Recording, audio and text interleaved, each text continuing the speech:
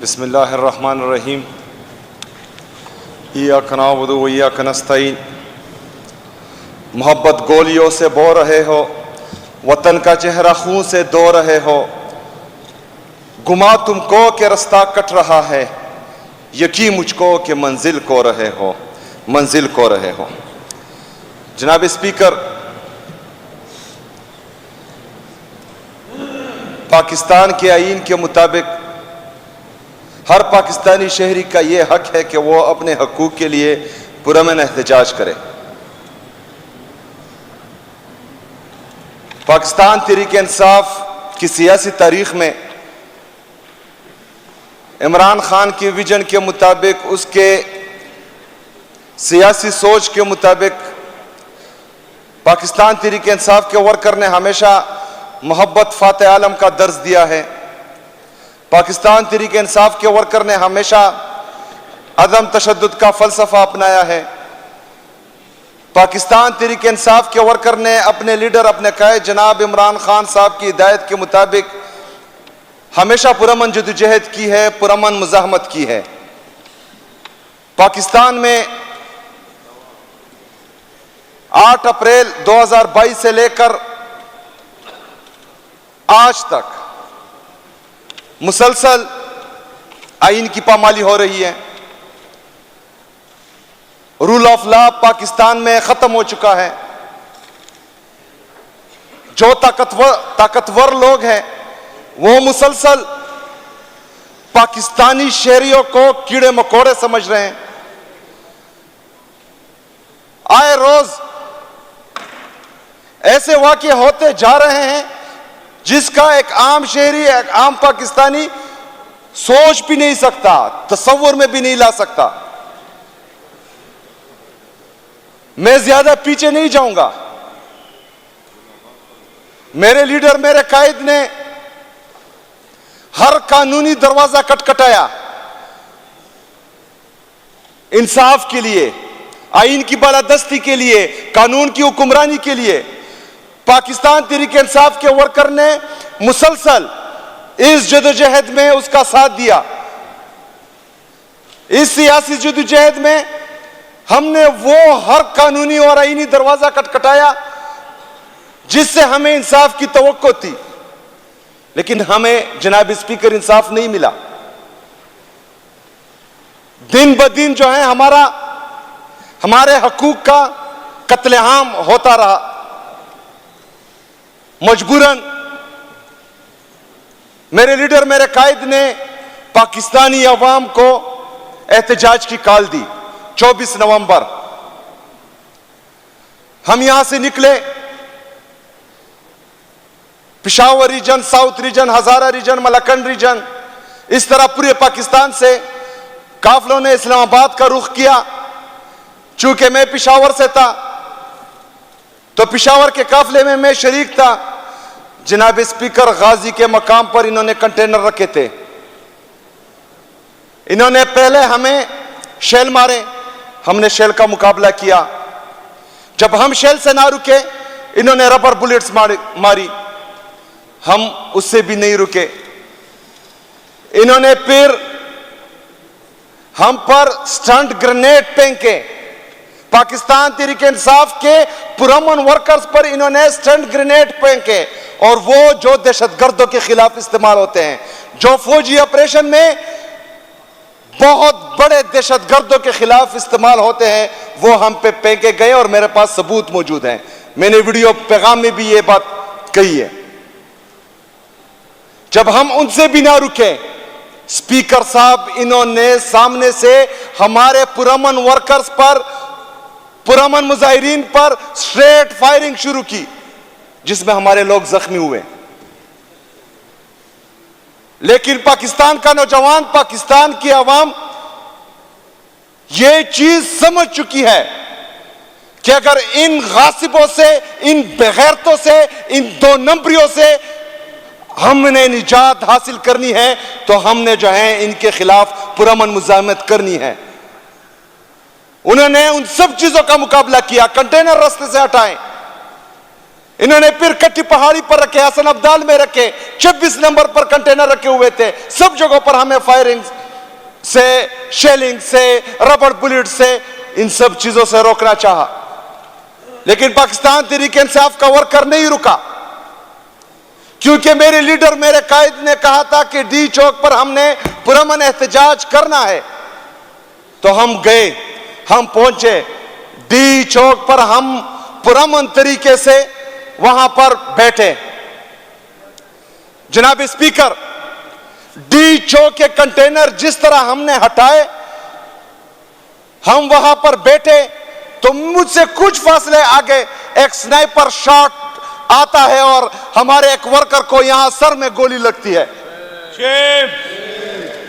उसको हम उठाते हैं, गाड़ी में लेके जाते हैं हॉस्पिटल। कुछ सेकंड बाद, 10 या 15 सेकंड बाद दूसरे हमारे वर्कर को गोली लगती है, यहां पर माथे पर गोली लगती है। स्पीकर साहब, क्या कसूर था उनका? किसको मार रहे थे ये? कौन थे वो? क्या मुजाहिरीन पाकिस्तानी नहीं थे, या फिर गोली चलाने वाले यहूदियों की औलाद थे? दोनों पाकिस्तानी थे, लेकिन इतना बुग़्ज़ क्यों, इतनी अना क्यों, इतनी नफरत क्यों?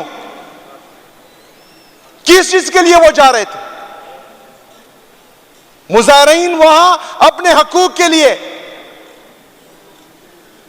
उनके मुतालबात क्या थे कि हमारे जो नाहक कैदी हैं उनको रिहाई, हमारे लीडर, हमारे कायद को जाली केसेस में 1.5 साल से कैदोबंद में रखा गया है, उसकी आजादी, वो भी आईनी और कानूनी दायरेकार में रहकर। गलत डिमांड नहीं थी। दूसरा मुतालबा क्या था? मैंडेट की वापसी। 8 फरवरी को जो इन्होंने पाकिस्तानी अवाम के मैंडेट पर डाका डाला था, उस मैंडेट की वापसी। तीसरा मुतालबा कि आजाद अदलिया की बहाली। स्पीकर साहब, मैं फ्लोर ऑफ द हाउस अपनी अपोजिशन से, आपसे, यहां के हर एक मेंबर से यह पूछता हूं कि इन मुतालबात में नाजायज मुतालबा मुझे बता दे, कौन सा नाजायज मुतालबा हम कर रहे थे? लेकिन ये जो इस रियासत पर काबिज दहशतगर्द हैं, ये आदमखोर बन चुके हैं। इन्होंने लाल मस्जिद किया, इन्होंने सानिया मॉडल टाउन किया, इनकी तारीख भरी पड़ी है। ये खून के प्यासे हो चुके हैं। जब तक ये अपनी आवाम का खून ना चूसे, इनको चैन नहीं आता। बेगैरत बन गए। क्यों? क्योंकि ये अपने आप को आईन और कानून से बालातर समझ रहे हैं। क्योंकि इस पाकिस्तान में इंसाफ का निजाम तबाह और बर्बाद हो चुका है। जो जितना ताकतवर है, उसकी जो मर्जी है वो पाकिस्तान में करे, कोई पूछने वाला ही नहीं। जनाब स्पीकर, इसके बाद रात के 8:15 हम डी चौक में मौजूद थे। एक साथ इन्होंने 500 से ज्यादा शेल हम पर फेंके, सारी तरफ धुआं ही धुआं। हम एक कदम के फासले पर एक दूसरे को नहीं देख पा रहे थे। इस वक्त इन्होंने अंधाधुंध फायरिंग शुरू की। किसी को कुछ पता नहीं चल रहा था कि क्या होने जा रहा है, क्या हो रहा है, कितने लोग मरे हैं, कौन गोली चला रहा है, कौन मर रहा है, बच्चा है, जवान है, बूढ़ा है, औरत है, कुछ पता नहीं चल रहा था। जनाब स्पीकर, हम वहां से आगे गए, थोड़े से पीछे हटे, ये आगे भी आए। हमारा जो मरकजी कंटेनर था, उसको इन्होंने आग लगा दी। ऊपर जो बिल्डिंग्स में इन्होंने स्नाइपर वाले बिठाए हुए थे, वो सीधी गोलियां चला रहे थे हमारे कारकुनों पर। इनका इरादा हमें रोकना नहीं था, इनका इरादा हमें डराना नहीं था। अगर इनका ये इरादा होता कि हम डर जाए, अगर ये इनका इरादा होता कि हम रुक जाएं, ये माथे पर गोली नहीं चलाते, ये पांव में गोली चलाते। ये बेगैरत जो हुक्मरान बैठे हुए हैं, बेगैरत जो गाली मुझे मुंह में आ रही है, मैं कह नहीं सकता क्योंकि फ्लोर ऑफ द हाउस, लेकिन इन बेगैरत जो इस कत्ले आम के बाद टीवी पर आकर बकवास कर रहे थे कि हम भागे, बगैर तो हमने सारी गोलियां माथे पर खाई हैं और सीने पे खाई हैं। जो भागता है वो पीठ पर गोलियां खाता है। हम डटे रहे वहां पर अपने कायद के हुक्म पर, अपने हकूक के लिए, पाकिस्तान में हकीकी आजादी के लिए, आईन और कानून की बालादस्ती के लिए हम वहां खड़े रहे। हम भागे नहीं क्योंकि गोलियां हमने सीनों पर खाई है। जनाब स्पीकर, जब हम पीछे हटे इन्होंने वो जगह कब्जे में ले ली। हमें अपने जो शहीद हैं उनका पता नहीं चला, हमारे जो जख्मी हैं उनका हमें पता इसलिए नहीं चला क्योंकि ये आदमखोर वहां पर खड़े हो गए और उसके बाद रात के 11:15 बजे से लेकर 12:30 बजे तक इन्होंने दूसरा ऑपरेशन किया, जिसमें इनका इरादा था कि हमारे वजीर आला खैबर पख्तूनख्वा और हमारे कायद, हमारे लीडर जनाब इमरान खान साहब की एहलिया बुशरा बीबी को ये जान से मारना चाहते थे। इन्होंने दोबारा वही किया, दोबारा आंसू गैस फेंके, दोबारा धुआं ही धुआं था, दोबारा इन्होंने क्रैक डाउन किया और सीधी फायरिंग शुरू की। वहां पर हमारी जितनी गाड़ियां थी सबके सब तोड़ दी। इस दौरान हमारे कारकुन डिस्पर्स हुए, गलियों में चुप गए क्योंकि आदमखोर आ रहे थे। जनाब स्पीकर, ये गलियों में गए, गलियों में हमारे कारकुनों को इन्होंने मारा। इनका इरादा हमें रोकना नहीं था, इनका इरादा हमें मारना था, मासूम शेरियों को मारना था, पुरअमन मुजाहिरीन को मारना था। हमें मार दिया, शहीद कर दिया, जख्मी कर दिया। जनाब स्पीकर, इससे ज्यादा ताजुब की बात यह है कि जब दुश्मन से भी लड़ाई होती है तो वो आपके शहीद आपको वापस करते हैं। हमारे अपने पाकिस्तान के सिक्योरिटी फोर्सेस हमें अपने शहीद नहीं दे रहे जो इन्होंने शहीद किए। अगर कोई अपना बेटा या भाई या बाप जो इन्होंने शहीद किया वो मांगने चले जाए, ये उनसे एफिडेविट लिखते हैं कि आप लोगों ने ये नहीं बोलना कि ये जो है पाकिस्तान तहरीक इंसाफ के एहतजाज में शहीद हुआ है। वो बेचारे क्या करें, उन्होंने तो एफिडेविट देना है क्योंकि उन्होंने तमाम लवाजमात पूरी करनी है, उनका कफन और दफन करना है, जनाजा पढ़ना है, खून का रिश्ता होता, उन्हें वो एफिडेविट दे देते हैं। कई लोगों के साथ इन्होंने परसों से यही काम किया है। जनाब स्पीकर, हम मुसलसल पाकिस्तान में आईन और कानून की बालादस्ती के लिए जदोजहद कर रहे हैं। हम उस दिन भी निकले 26 और 27 की दरमियानी शब हमारे साथ ये जुल्म और ये ज्यादती हुई। हमने अपना काम कर दिया, हमने शहादतें दे दी, हमने इस मुल्क की खातिर, इस कौम की खातिर पाकिस्तान तहरीक इंसाफ के वर्कर ने शहादतें दे दी। लेकिन इसके बाद ये सिर्फ मेरा पाकिस्तान नहीं है, ये सिर्फ पाकिस्तान तहरीक इंसाफ के वर्कर का पाकिस्तान नहीं है। यहां पाकिस्तान में 24-25 करोड़ पाकिस्तानी बसते हैं, उसमें मुख्तलिफ मकतबा फिक्र के लोग रहते हैं।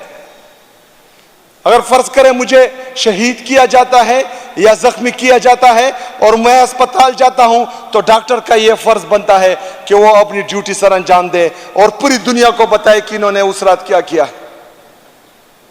अगर फर्ज करें मैं इस कौम के लिए, इस मुल्क के लिए कुर्बानी दे रहा हूं तो हमारे जजेस का यह फर्ज बनता है कि वो ये पाकिस्तान में आईन और कानून की बालादस्ती लाए, हमें इंसाफ दे, हमारे साथ जो जुल्म हुआ है उसका पूछे। इंशाअल्लाह हम पूरी उम्मीद है।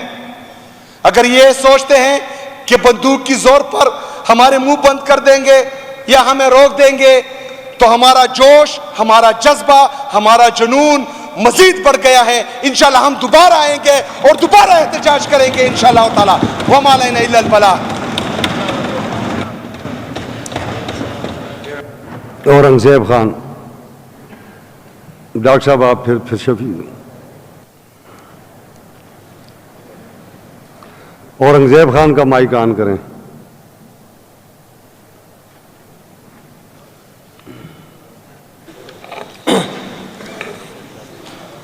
बिस्मिल्लाहिर्रहमानिर्रहीम। शुक्रिया जनाब स्पीकर। सुहेल साहब ने काफ़ी जज्बाती अंदाज में तकरीर किया है और मैं समझता हूँ कि होना भी चाहिए, और मैं कोशिश करूँगा कि इंशाल्लाह टू द पॉइंट बात